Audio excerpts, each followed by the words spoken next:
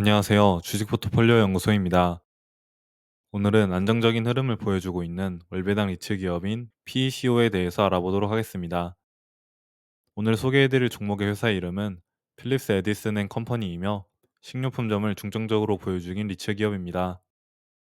사업 구조는 평범한 리츠 기업들과 동일하게 임대를 내주고 임대료를 받는다는 간단한 구조를 가지고 있지만 다른 점이라고 한다면 신선 제품을 주로 다루는 식료품점에 집중하고 있다는 것입니다. 필리스 에디슨 컴퍼니는 1991년 설립되어 식료품점을 중심으로 30년 이상 포트폴리오를 관리해온 리츠 기업이지만 비교적 최근인 2021년에 상장했기 때문에 다른 월배당 리츠 기업인 리얼티 인컴, 어그리 리얼티 등에 비해서 잘 알려져 있지는 않은 종목입니다. 보다 자세히 PECO에 대해서 알아보면 현재 총 284개의 자산을 보유 중이며 전체 임대율은 97%로 현재 공실률은 3% 정도밖에 되지 않습니다.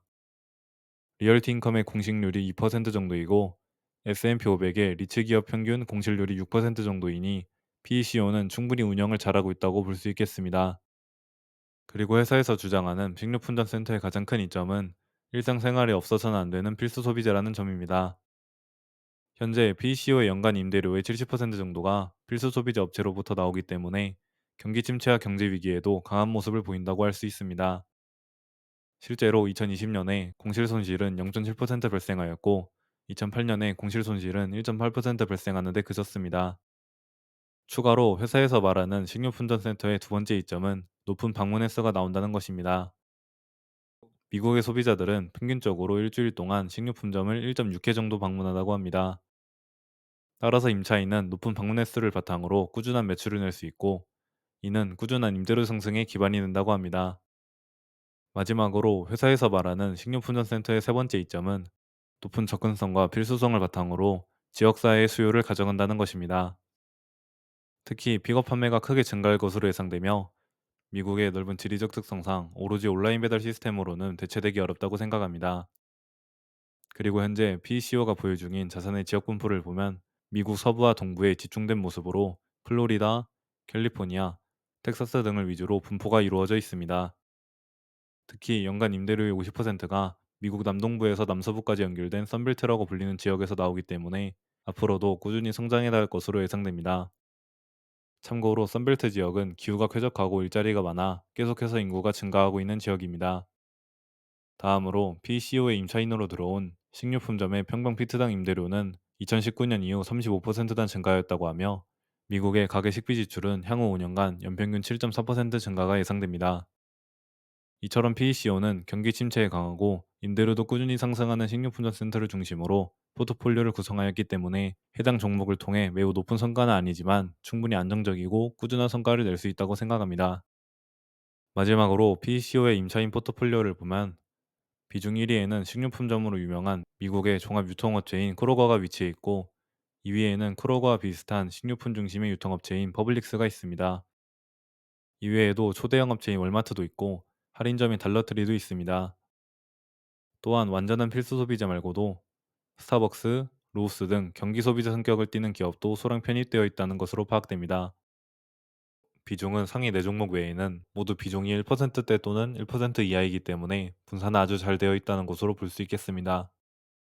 PCO에서 밝힌 향후 전망은 에비타 대비 순부채를 5배 미만으로 유지하고 FFO는 한 자릿수 중반에서 후반의 성장률을 목표 및 예상하고 있습니다. 그리고 연간 2억 달러에서 3억 달러 규모의 자산 인수를 계속 진행한다고 합니다.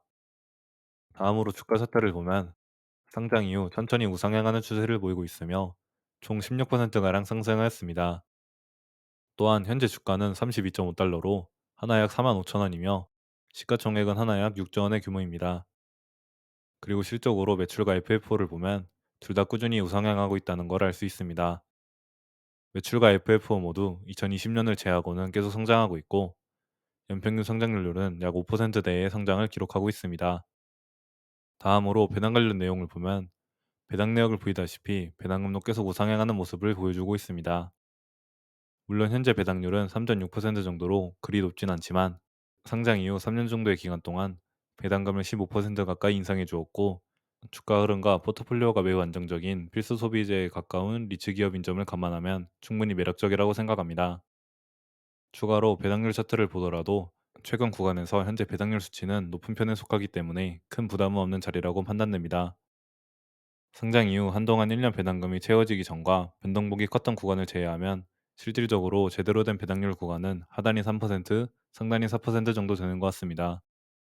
따라서 현재 배당률 3.6%는 최고의 매입 구간은 아니지만 나쁜 구간도 아니기 때문에 주목해 볼 만한 것 같습니다. 그리고 애널리스트 평가에서도 꽤나 긍정적인 수치를 확인해 볼 수 있었습니다.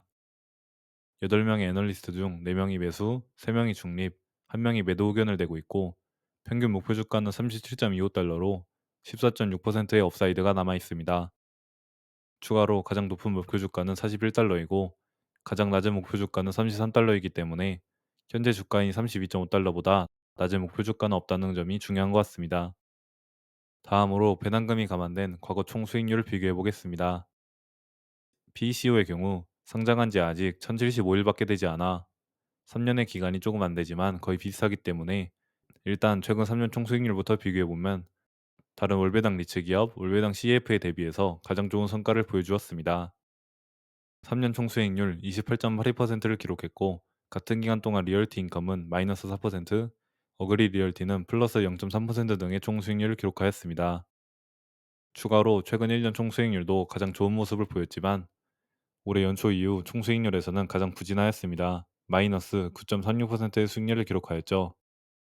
물론 같은 기간에 리얼티 인컴, 스태그 인더스트리얼, RQI 역시 마이너스 수익률을 기록하긴 했습니다.